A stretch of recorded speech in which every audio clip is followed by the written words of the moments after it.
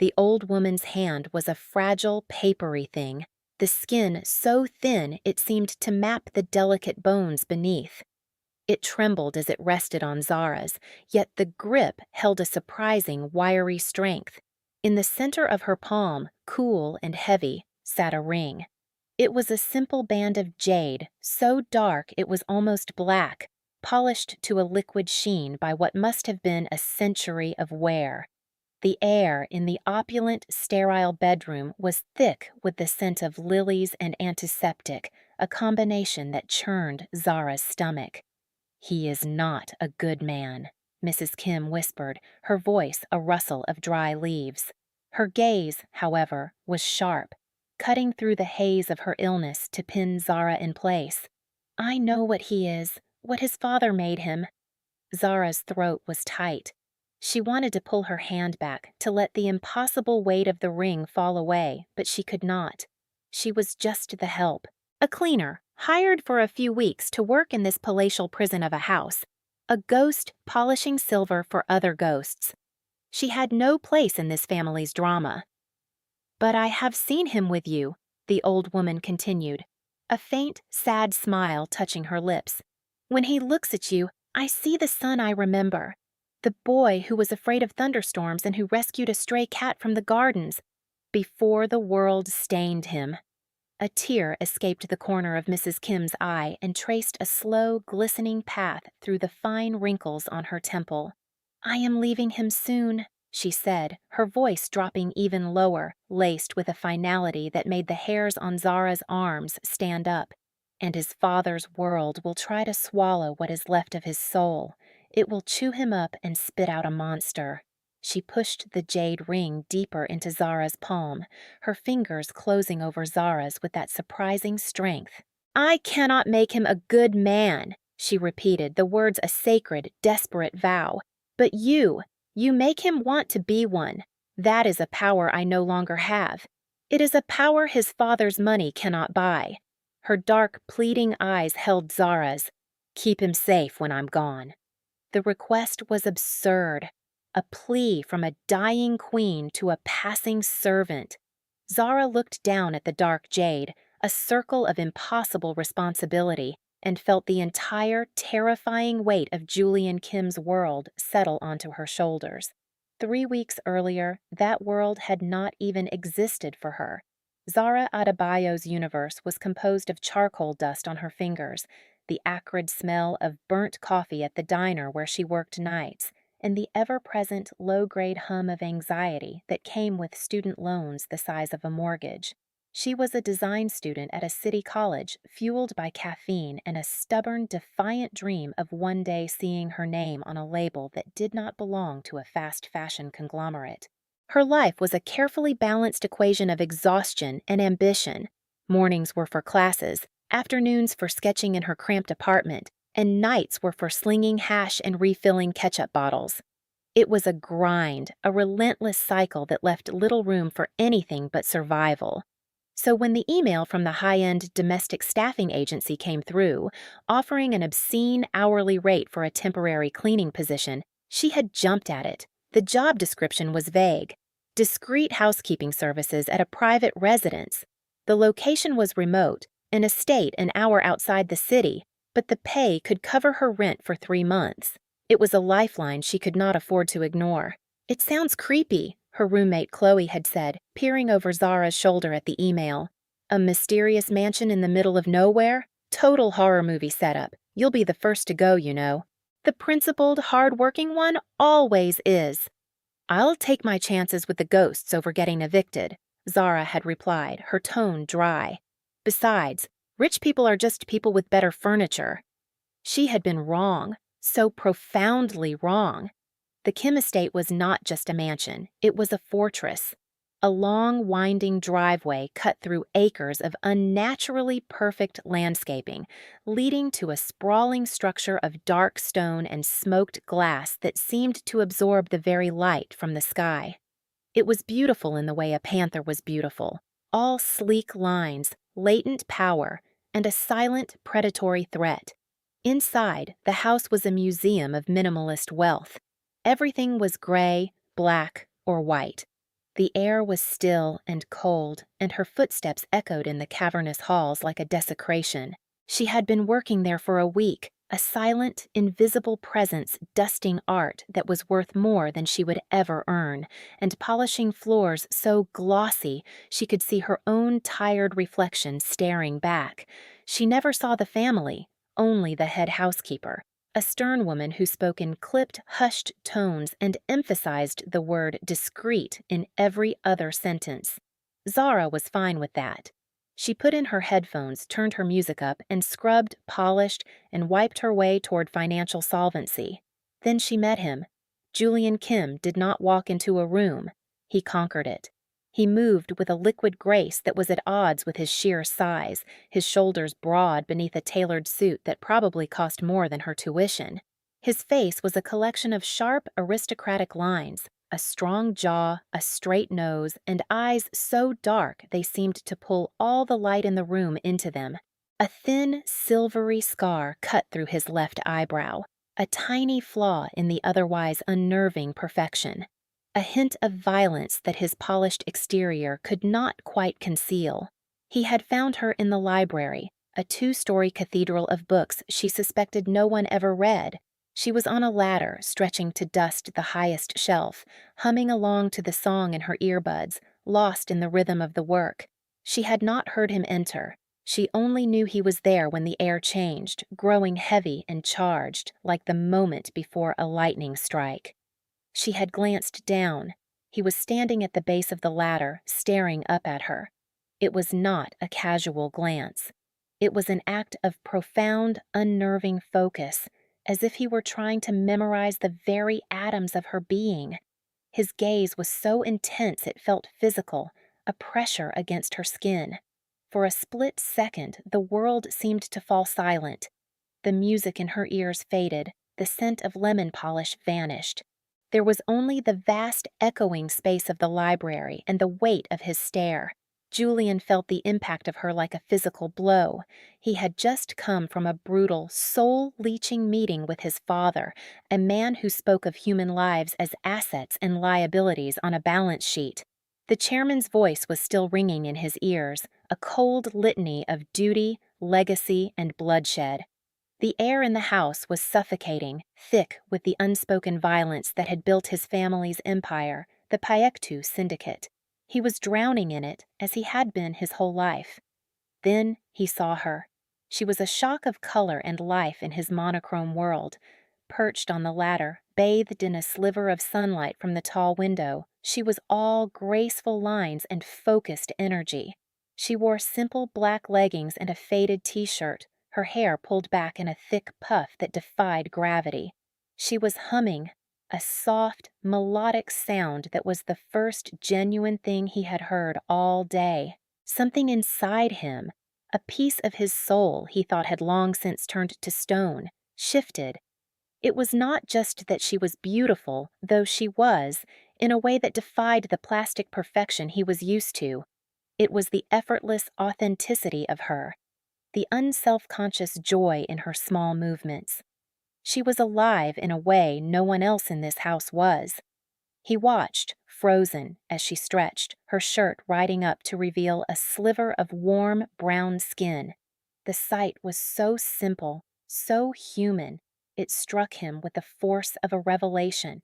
In that moment, he felt an insane, primal urge to sweep everything off the shelves, to shatter the cold silence of the room, to pull her down from that ladder and prove that he, too, was still alive.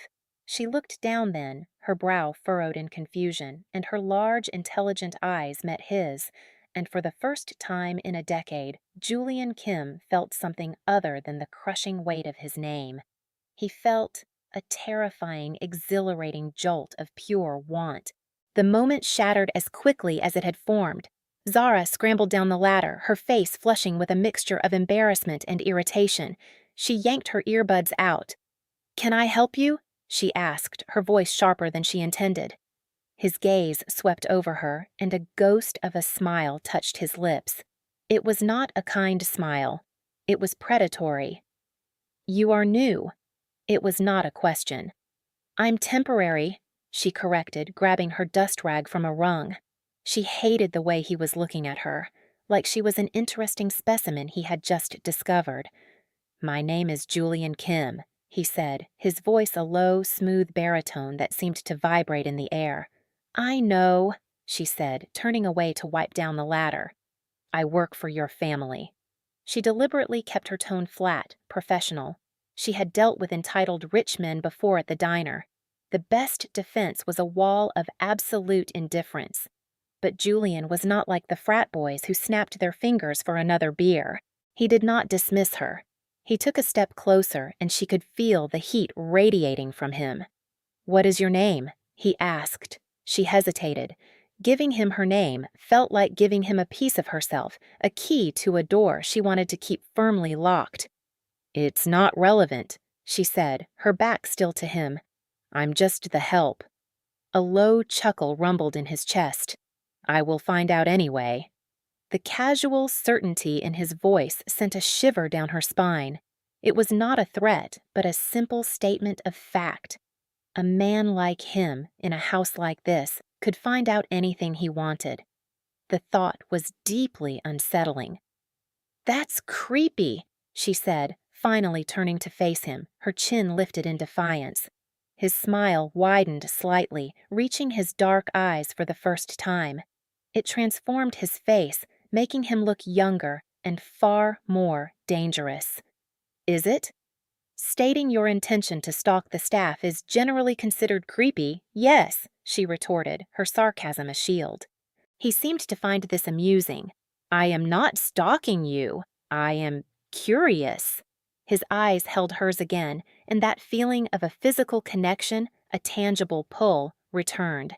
It scared her more than his wealth or his imposing presence. "Well, I'm not a museum exhibit," she snapped, grabbing her cleaning caddy.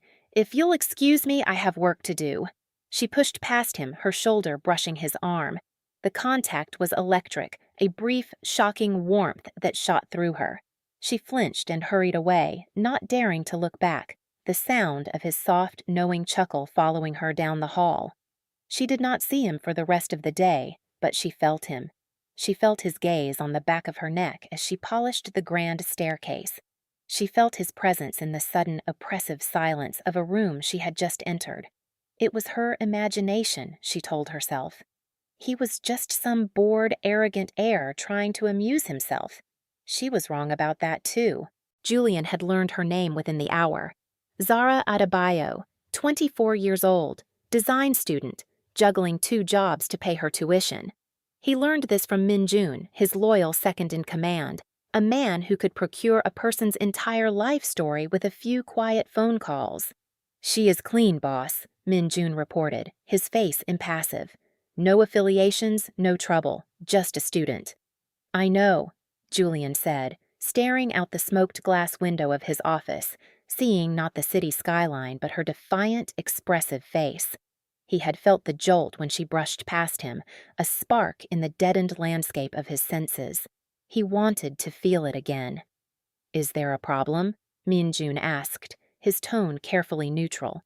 Julian turned from the window. "No problem, Min Jun. A curiosity." But it was already more than that. It was an obsession. The next day, he went to the diner. It was a greasy spoon in a rundown part of the city, the kind of place his father would have had bulldozed. The air smelled of stale coffee and fried onions. And there she was, behind the counter, her hair tied up in a scarf, an apron stained with ketchup wrapped around her waist. She looked exhausted, but she moved with that same determined energy, her smile for an elderly customer genuine and warm. He watched her for a long time from his car across the street. He watched her kindness, her patience, her resilience. These were qualities that did not exist in his world. In his world, kindness was a weakness to be exploited. Patience was for the powerless. He saw a group of rowdy men at the counter give her a hard time, their comments crude and suggestive. He saw her jaw tighten, her smile vanish, but she handled them with a cool, practiced dismissal that only seemed to enrage them. One of them reached out to grab her arm. Before Julian could even think, his hand was on his own car door, a cold, familiar rage rising in his chest. He was halfway out of the vehicle when the diner's owner, a large, burly man, came out from the back and threw the men out. Julian settled back into his seat, his heart hammering. The rage receded, leaving behind something else, a fierce, terrifying possessiveness. The thought of anyone putting their hands on her, of anyone causing her distress, ignited a fire in him he had not felt in years. It was the same protective instinct he reserved for his own blood, for the syndicate, and it was now directed at a woman who cleaned his mother's floors. He knew then that this could not be a casual amusement. He had to have her, not just in his bed, but in his life, away from greasy spoons and leering men. Safe. With him. The next time she was at the estate, he was waiting. He did not play games this time. He found her packing up her supplies at the end of her shift. "I have a proposition for you," he said, his voice leaving no room for argument. Zara sighed, not turning around. "I'm not interested in whatever it is you're selling, Mr. Kim." "I'm offering you a job." That made her turn. Her eyes were wary.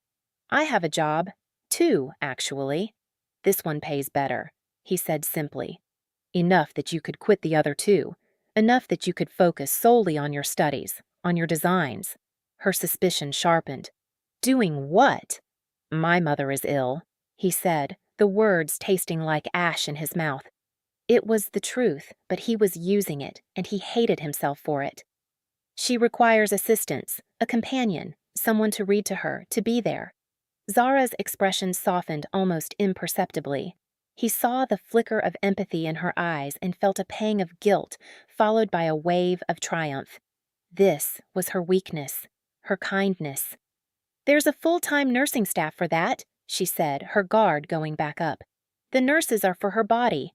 I need someone for her spirit," he said, the words coming out more honestly than he expected. "I have seen you. You are light. She needs that.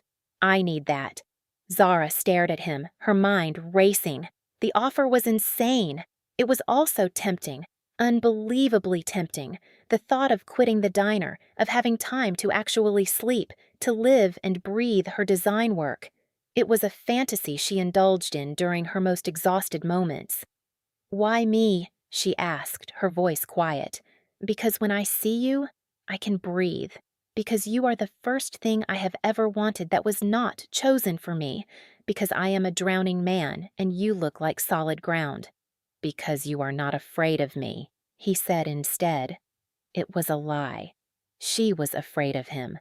Not physically, but she was afraid of the pull he had on her, of the way her heart hammered when he stood this close, of the intensity in his eyes that promised to consume her. "This is a bad idea," she whispered, more to herself than to him. "Perhaps," he agreed, his voice a low murmur. "But it is a well-paying one." He named a figure, a weekly salary that made her head spin. It was more than she made in 2 months. She thought of her overdue bills. She thought of the new sketchbook she could not afford. She thought of the exhaustion that had become a permanent part of her. "I'll think about it," she said, the words feeling like a surrender. "Good," he said, and the corner of his mouth lifted in that small, dangerous smile. "Tomorrow, then." It was not a suggestion. It was a declaration. Zara walked out of the Kim estate that day feeling like she had just made a deal with the devil, a devastatingly handsome, impossibly wealthy devil who looked at her like she was the only woman in the world. "You took the job?"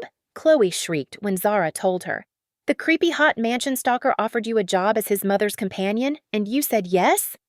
"I said I'd think about it," Zara corrected, sinking onto her lumpy sofa. "But the money, Chloe, I could finally breathe." "Or you could end up as a beautiful, well-paid hostage in a gilded cage," Chloe countered, though her voice had lost some of its edge. She knew how much Zara was struggling. "Just be careful, Z. Guys like that, they don't just give things away for free.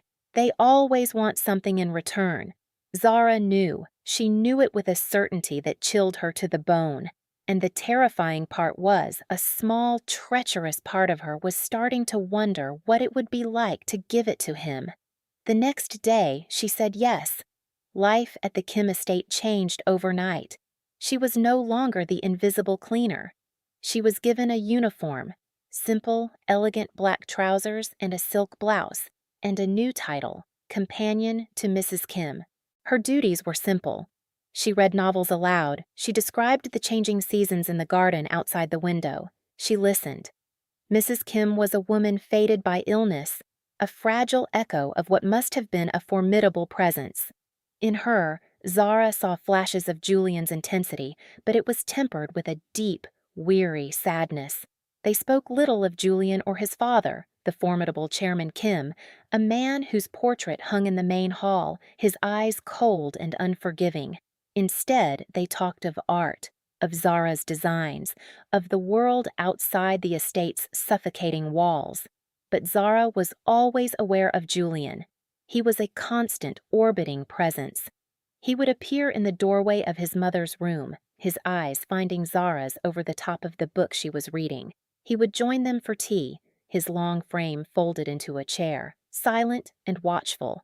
He never spoke much, but his focus was always on her.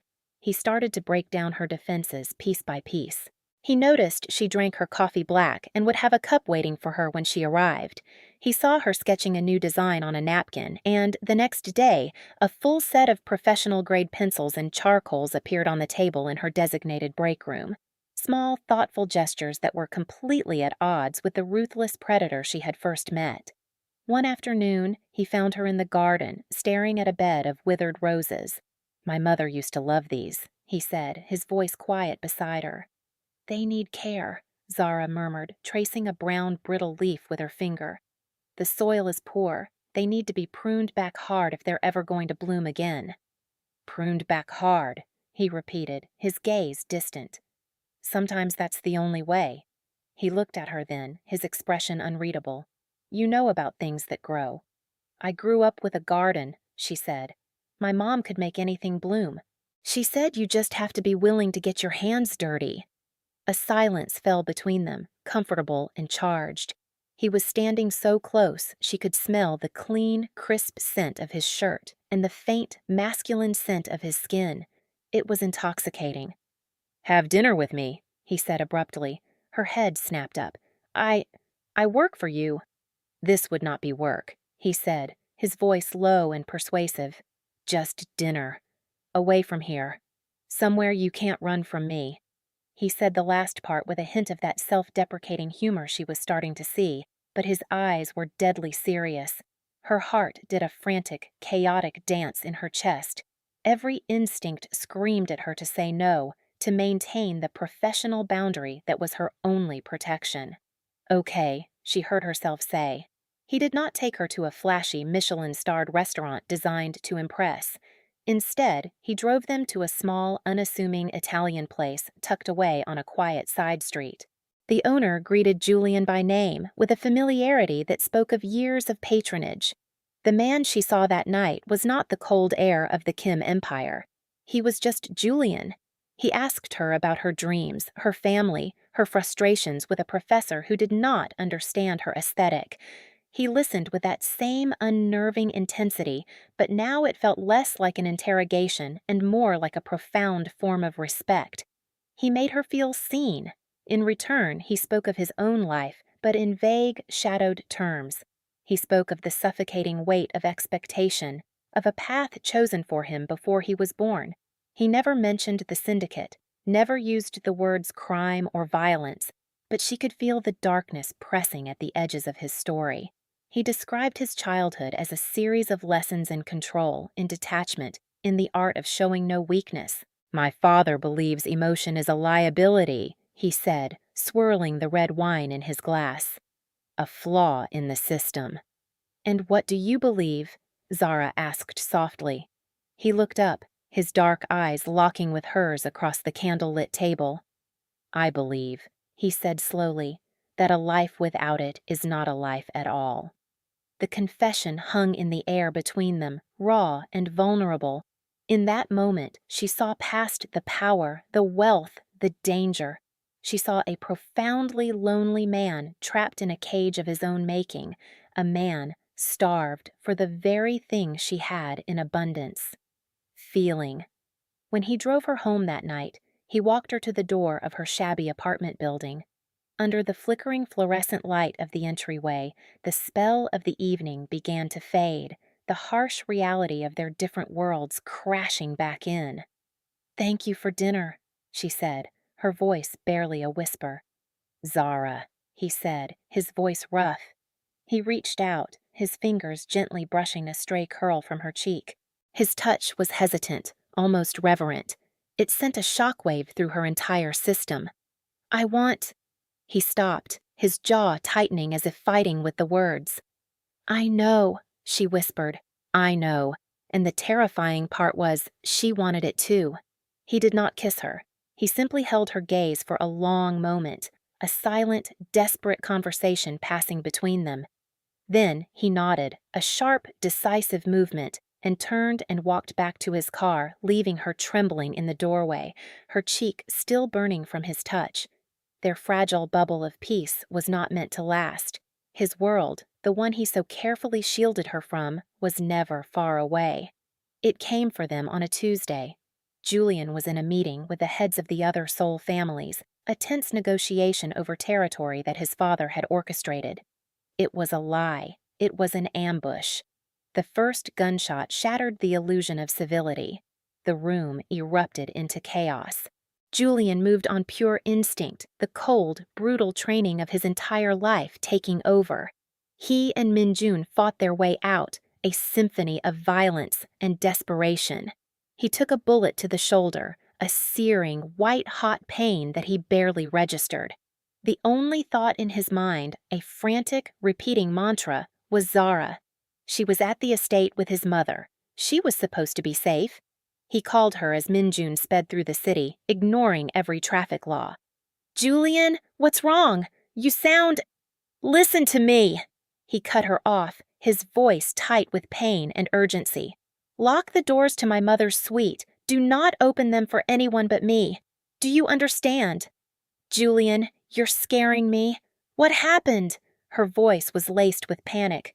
"Do it, Zara! Now!" he roared, and immediately hated the fear he heard in her sharp intake of breath.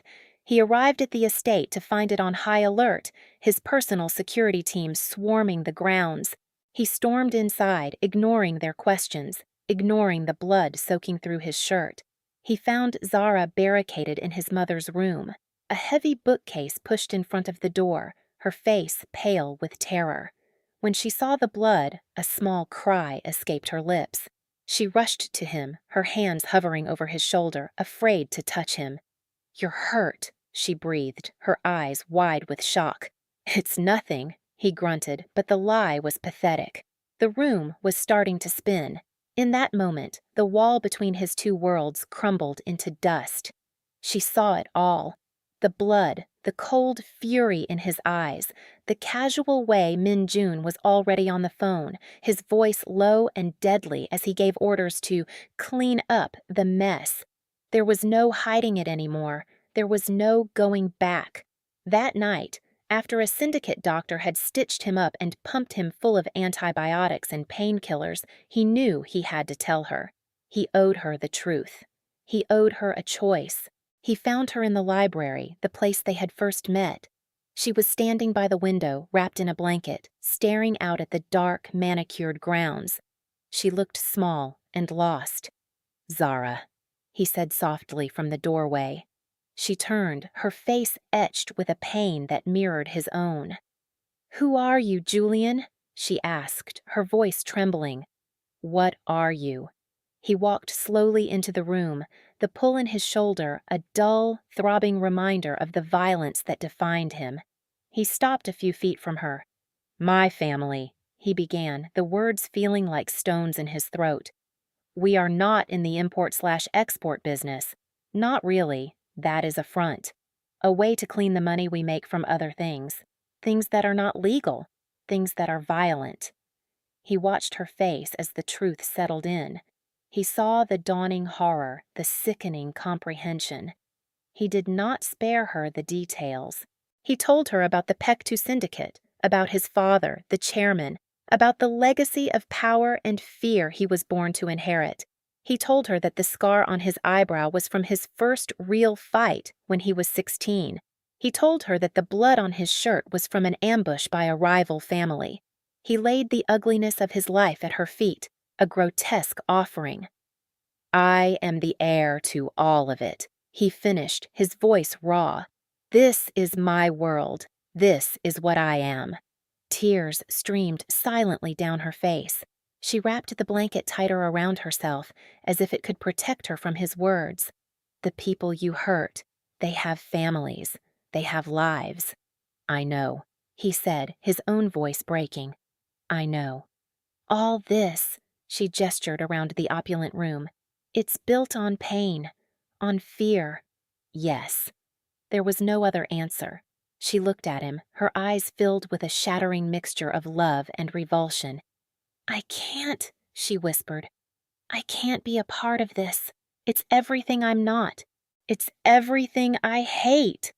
He had expected it. He had known it. But hearing the words, seeing the finality in her eyes, felt like a second bullet, one that ripped straight through his heart. "I'm not asking you to be," he said, his voice hoarse. "I never wanted you to see this side of me. I wanted to keep you separate, safe." "There is no separate, Julian," she cried, a sob catching in her throat. "It's who you are. It's in the way you walk, the way you look at the world.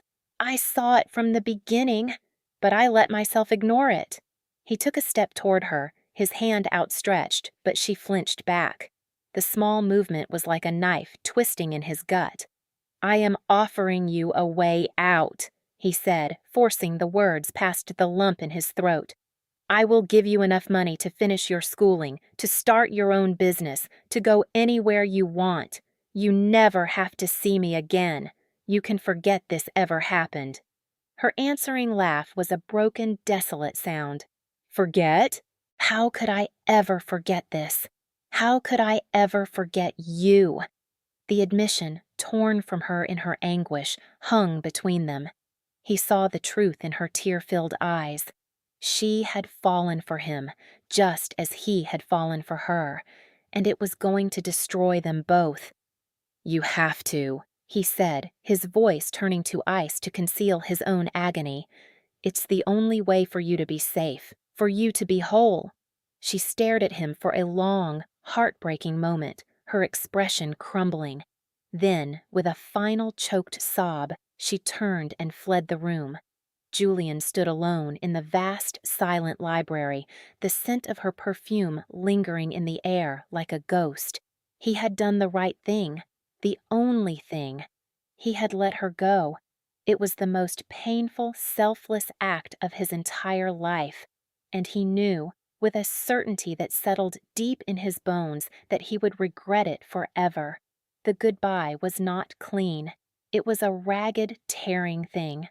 Zara packed a small bag in a haze of shock and grief. She could not stay another minute in that house, a place that had felt like a strange fairy tale and had turned into a waking nightmare. Every polished surface now seemed to gleam with a bloody sheen. Every shadow seemed to hold a threat. She had to see Mrs. Kim one last time. It felt wrong to just disappear. She found the old woman awake, her gaze lucid as if she had been waiting. "You are leaving," Mrs. Kim stated. It was not a question. Her perceptive eyes saw everything. "I have to," Zara whispered, her voice thick with unshed tears. "I can't stay here." Mrs. Kim slowly, painfully, pushed herself up against her pillows. She gestured for Zara to come closer. It was then that she took Zara's hand, her touch surprisingly firm, and pressed the heavy jade ring into her palm. It was then she made her impossible request. "Keep him safe when I'm gone." Zara stared at the ring, then back at the dying woman. "How can I? I'm leaving him. He's part of a world that I can't." "I won't." "You do not keep him safe by staying," Mrs. Kim said, her voice filled with a strange, fierce wisdom. You keep him safe by leaving. You are his conscience, Zara, the part of him that remembers what it is to be good. As long as you exist, out there, in the light, he will have something to reach for. If you stay here, in the dark with him, his father's world will extinguish you both." The words struck Zara with the force of a physical blow. The old woman understood. She was not asking Zara to condone his life. She was asking her to be the reason he might one day change it.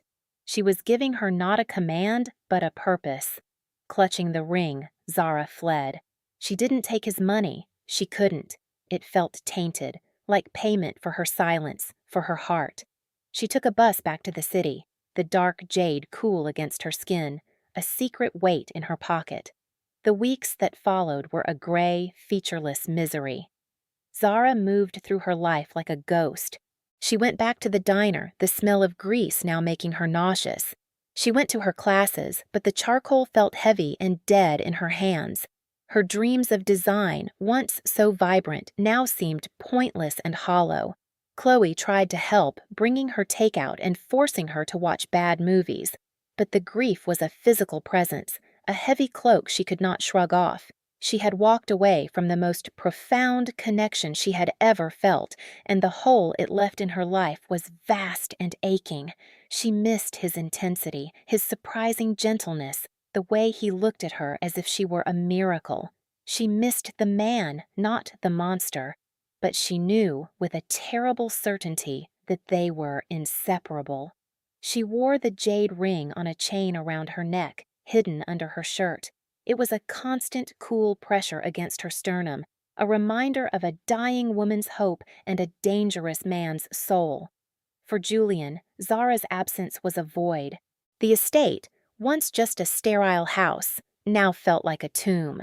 The light she had brought with her was gone, and the shadows seemed deeper, colder. He threw himself into the syndicate's business with a chilling, ruthless efficiency that scared even Minjun.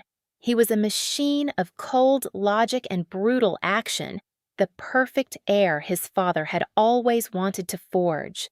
But at night, alone in his silent, empty apartment overlooking the city, the machine would break down.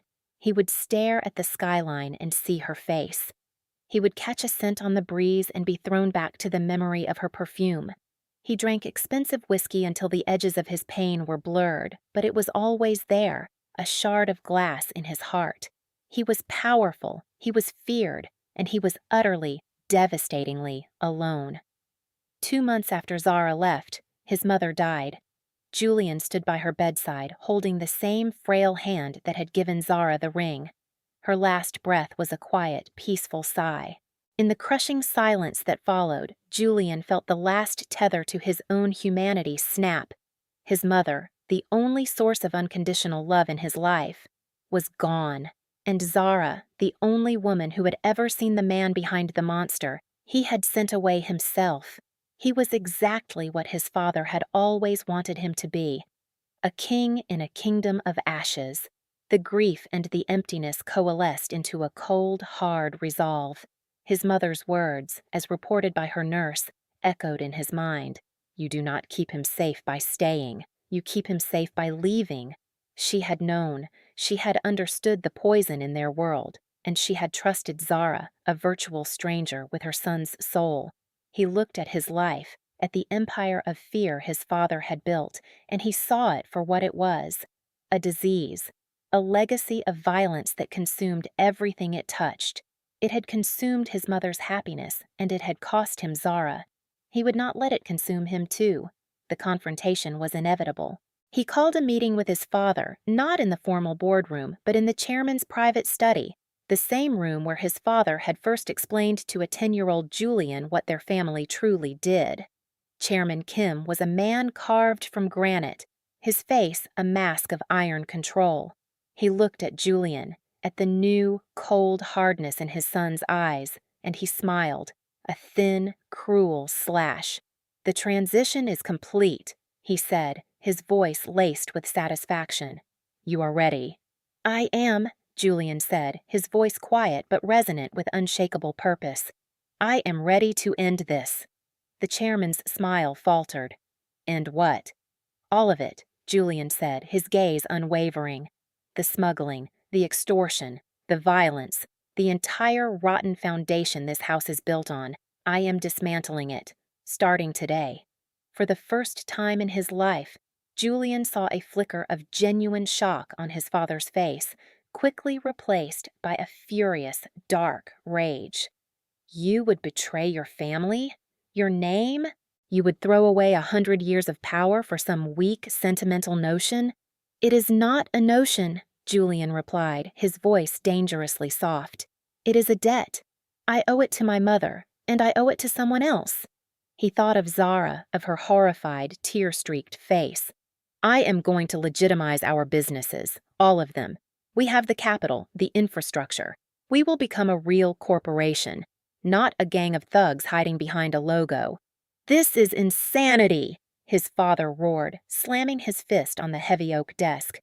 "The other families will see it as weakness. They will carve us up. You will start a war." "Let them try," Julian said, and the coldness in his voice was more threatening than any shout. "I have been your weapon my entire life, Father.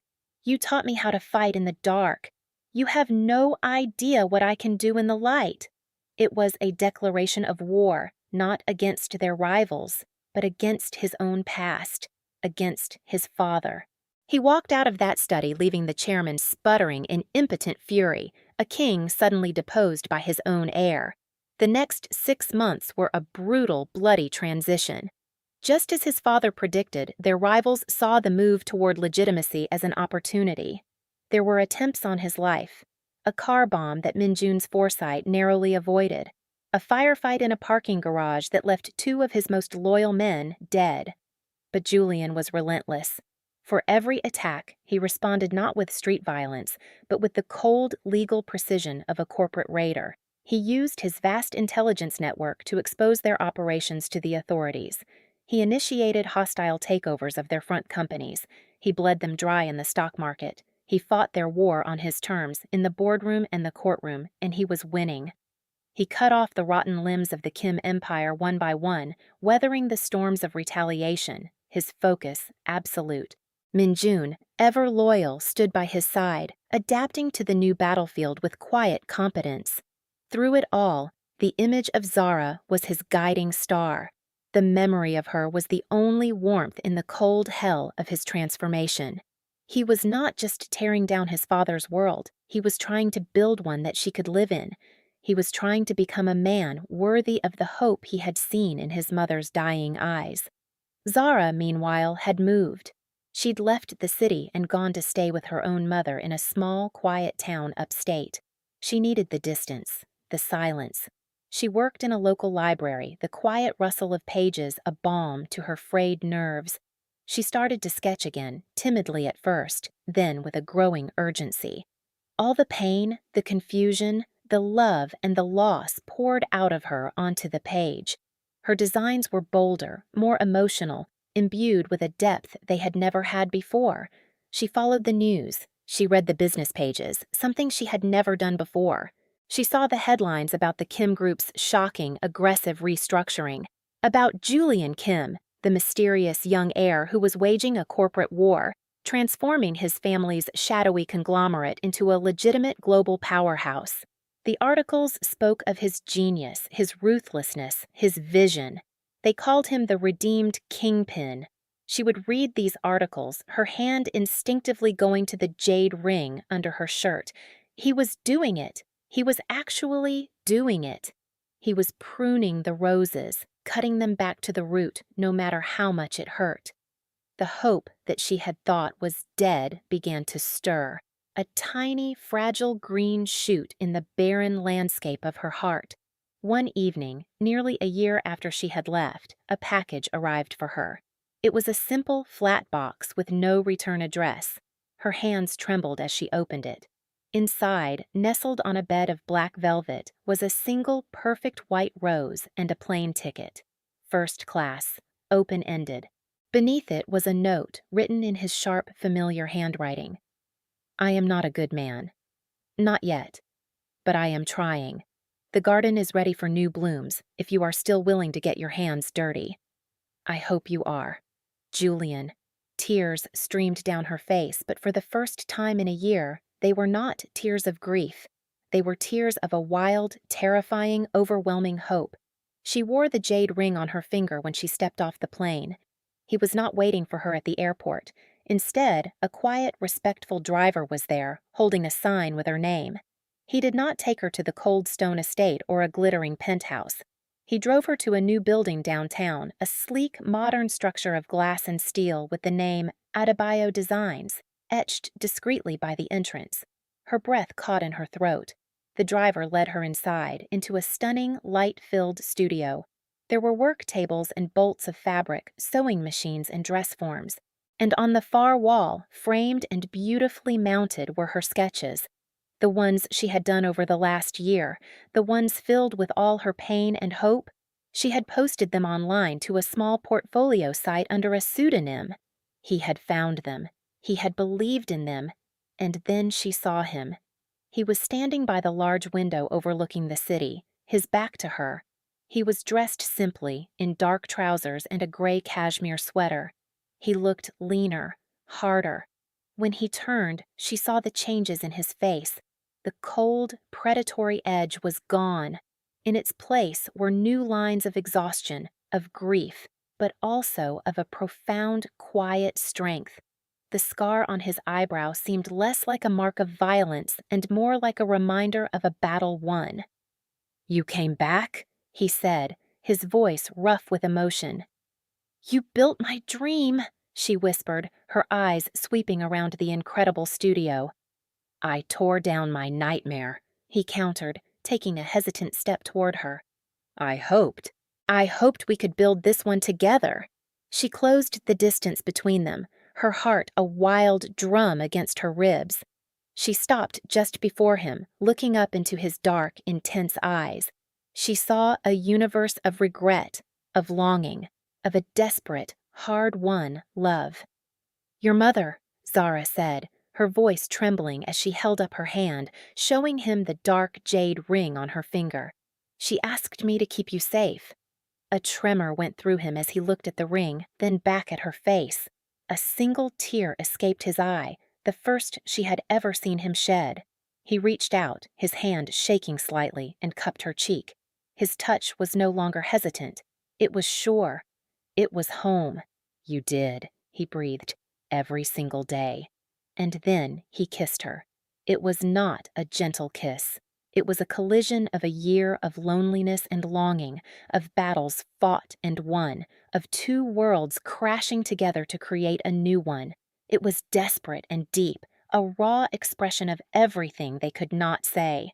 It was the taste of redemption, the feel of a promise finally kept. It was the end of their separation and the absolute beginning of their future. 2 years later, Zara stood on the balcony of their apartment, a sprawling, warm space that was more home than penthouse. The city lights glittered below like a fallen constellation.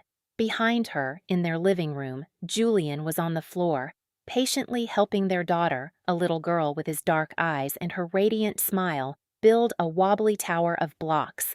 The sound of their soft laughter was the most beautiful music she had ever heard. The Kim Group was a legitimate global force for good, funding arts programs and technological innovations. The path had been fraught with peril, and the scars of his former life remained, but they were reminders, not open wounds. Julian had faced his father, faced his past, and had emerged not as a kingpin, but as a good man. The man his mother had always known was there. The man Zara had fallen in love with. He looked up, and his eyes met hers across the room. The intensity was still there, that profound focus that had captivated her from the very beginning. But now it was softened with a deep, abiding love that was her anchor, her harbor, her home.